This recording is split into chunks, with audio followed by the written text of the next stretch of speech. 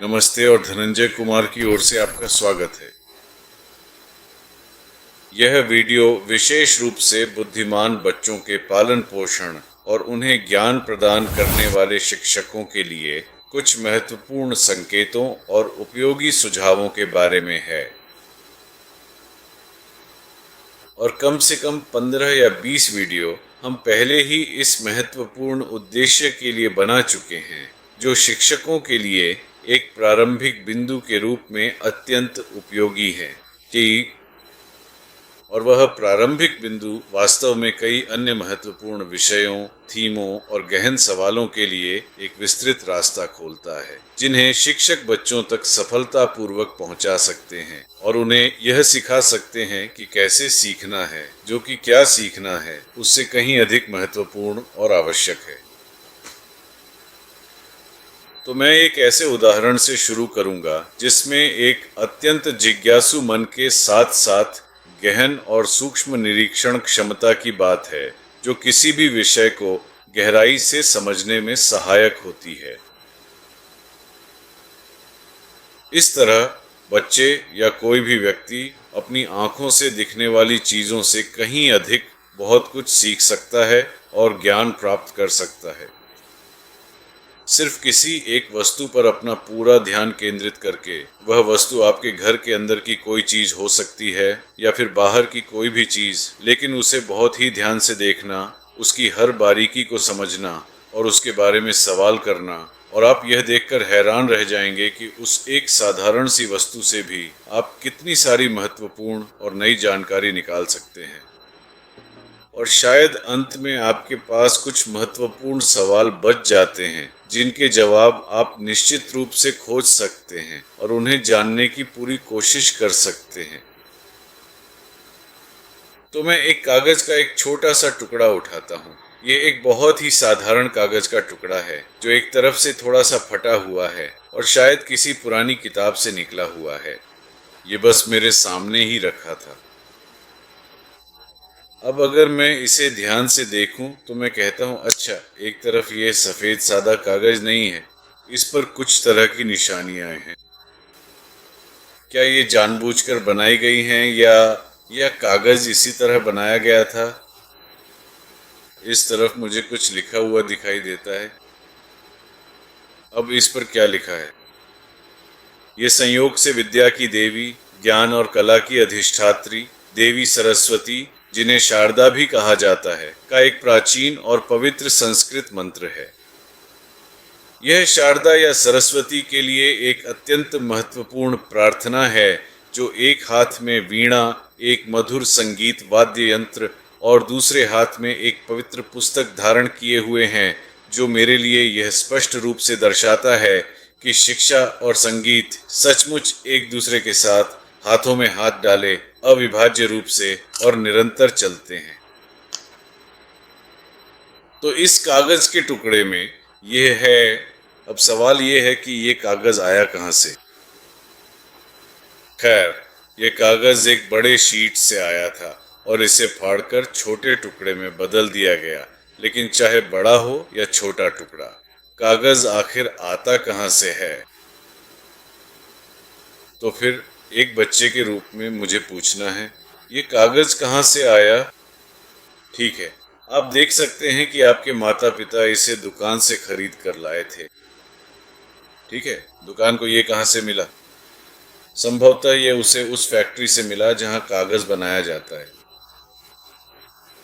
कागज इतना पतला और सपाट कैसे होता है? जरूर कुछ ऐसा है जो इसे दबाता है ताकि यह सपाट हो जाए, क्योंकि जिससे भी कागज बनता है वह शायद गुठलियों या तरल के रूप में आता है। यह कागज किसी बहुत ठोस चीज से नहीं बनाया जा सकता। इसे पहले तरल बनाना पड़ता है ताकि यह फैल सके और दबाया जा सके, जिससे यह सपाट हो जाए और फिर उस आकार में काटा जा सके जो वे चाहते हैं। लेकिन वास्तव में वह यह सारी आवश्यक सामग्री आखिरकार कहाँ से आती है? फैक्ट्री तक, और वहाँ मशीनें कैसे बनती हैं?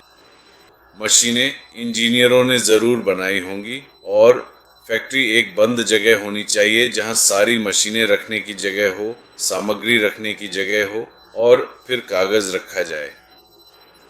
आपको कागज को एक के ऊपर एक रखना पड़ता है। आपको कागज को पैक करना पड़ता है और फिर उसे उस दुकान तक भेजना पड़ता है जहां से उसे खरीदा गया था। लेकिन अब वह सामग्री कहां से आती है? बच्चों ने शायद सुना होगा कि कागज पेड़ों से बनता है। ठीक है, पेड़ पेड़ कागज कैसे बन जाता है? ये एक लंबी प्रक्रिया है। सबसे पहले पेड़ को काटा जाता है और उसकी पत्तियां हटा दी जाती हैं और फिर उसे किसी तरह की धूल में पीस दिया जाता है और ठीक है, फिर आप और आगे जा सकते हैं। ये पेड़ कहाँ से आता है? खैर, पेड़ जंगल में उन उपजाऊ जमीनों पर उगते हैं जो पेड़ उगाने के लिए स्वाभाविक रूप से उपलब्ध होती हैं, और यह एक छोटा पेड़ हो सकता है या एक बड़ा पेड़, एक मोटा पेड़ या एक पतला पेड़। लेकिन कैसे ये पेड़ आखिर कैसे अस्तित्व में आते हैं? वे बीजों से आते हैं। और पेड़ वे कैसे बढ़ते हैं? असल में वे जमीन पर खड़े होते हैं, तो जरूर जमीन के अंदर कुछ ऐसा है जिसे पेड़ जमीन से लगातार ले रहे हैं और उसे ऊपर ऊपर ले जाकर धीरे धीरे ऊंचे होते जा रहे हैं। यानी तो जमीन से मिलने वाली चीजों के अलावा और क्या है जो पेड़ को बढ़ने में मदद करता है? तो बच्चे सही अंदाजा लगा सकते हैं कि ठीक है, पेड़ उगाने के लिए पानी भी चाहिए, क्योंकि बिना पानी के आप जानते हैं पेड़ निश्चित रूप से मर जाएंगे और जीवित नहीं रह पाएंगे। पानी कहाँ से आता है? पानी बारिश से आता है। और बारिश कहाँ से आती है? बारिश बादलों से आती है। और कहाँ से पानी और बारिश बादल में कैसे आती है? तो आप जानते हैं बादल कहीं और से आता है, वह चलता है। तो ये कहाँ से आ रहा है? फिर आप उन्हें जल चक्र के बारे में विस्तार से बता सकते हैं कि दरअसल विशाल समुद्रों और बड़ी बड़ी झीलों से जब तापमान बहुत अधिक बढ़ता है, पानी धीरे धीरे सूख जाता है और एक तरह की अदृश्य भाप बन जाता है और ऊपर की ओर उठता है, और ऊपर से आने वाला दबाव उसे हमेशा ऊपर ऊपर नहीं जाने देता, बल्कि वह वायुमंडल में किसी निश्चित ऊंचाई पर रुक जाता है और वह धीरे धीरे गहरा हो जाता है, क्योंकि बादलों में जल वाष्प मौजूद होता है और वही सूरज की तेज रोशनी को रोक रहा होता है। तो दिन के समय भी मौसम अक्सर बादली हो जाता है, और जब बादल हवा के साथ धीरे धीरे बहता है तो वह चलता है और अलग अलग सुंदर आकार लेता है, और शायद वह किसी ऊंचे स्थान या विशाल पहाड़ से टकरा जाता है, और वह टकराता है और वह कांपता है और हिलता है, और उस लगातार हिलने से नमी छोटी छोटी बूंदों में बदल जाती है और वह अंततः जमीन पर गिरती है। ओह, ये तो एक बहुत ही अच्छी और दिलचस्प कहानी है, लेकिन तुम इस छोटे से कागज के टुकड़े से कैसे जुड़े हो? तुमने मुझे लगभग सब कुछ बता दिया कि ये कागज कहाँ से आता है और कैसे बनता है, और पेड़ों को भी बढ़ने के लिए पर्याप्त धूप चाहिए, लेकिन तुम इस महत्वपूर्ण कागज से कैसे जुड़े हो? ठीक है, मैं इस कागज का इस्तेमाल अपनी महत्वपूर्ण नोट्स, दिलचस्प कहानियाँ और विस्तृत निबंध लिखने के लिए करता हूँ। और जब मैं कोई किताब पढ़ता हूँ तो मैं नोट्स बनाता हूँ, मुख्य बिंदु जो मैंने सीखे, तो मैं इस तरह से कागज से जुड़ा हूँ। और इसलिए क्योंकि कागज सीधे तौर पर पेड़ों से जुड़ा हुआ है, इसलिए मैं भी स्वाभाविक रूप से पेड़ों से जुड़ा हुआ हूँ, क्योंकि अगर पर्याप्त धूप नहीं होगी, उपजाऊ जमीन नहीं होगी, तो पेड़ भी निश्चित रूप से नहीं होंगे। तो मैं असल में इस धरती की जमीन से भी गहराई से जुड़ा हुआ हूँ, और साथ ही सूरज से और ताज़ी हवा से भी, और कभी कभी पोषक खाद से भी।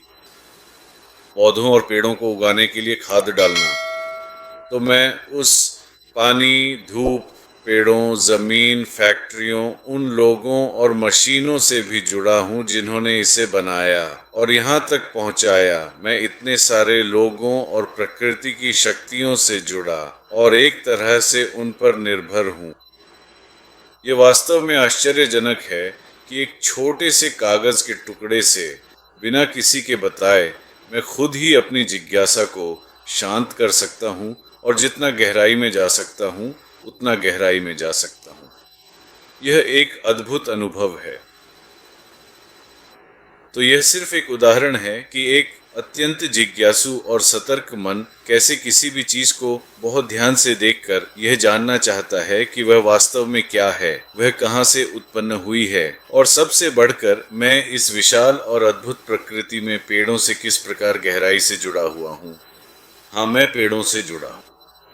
यह जीवन और मृत्यु का सवाल है। अगर पेड़ नहीं होंगे तो जीवन नहीं होगा, ऑक्सीजन नहीं होगी,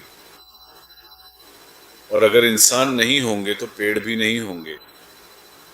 शायद इंसान के बिना भी पेड़ रह सकते हैं, लेकिन इंसानों के अस्तित्व के लिए जो कार्बन डाइऑक्साइड वे लगातार बाहर निकालते हैं, उसे कहीं तो जाना ही है, और वही पेड़ जो हमारे ग्रह के फेफड़े हैं उसे सोख लेते हैं। वे वही खाते हैं जो हम बाहर निकालते हैं। तो ये चक्र चलता रहता है। इसीलिए मैं अपनी जिंदगी के लिए पेड़ों पर निर्भर हूँ और पेड़ मुझ पर निर्भर हैं। तो आइए न तो खुद को और न ही दूसरों को किसी भी प्रकार का नुकसान पहुंचाए। और सभी इंसानों से मेरा विनम्र निवेदन है, कृपया इन महत्वपूर्ण पेड़ों को किसी भी कीमत पर नुकसान मत पहुंचाओ, क्योंकि मेरी पूरी जिंदगी, मेरी सभी किताबें और मेरा सारा ज्ञान कुछ हद तक वास्तव में उन पर ही निर्भर है।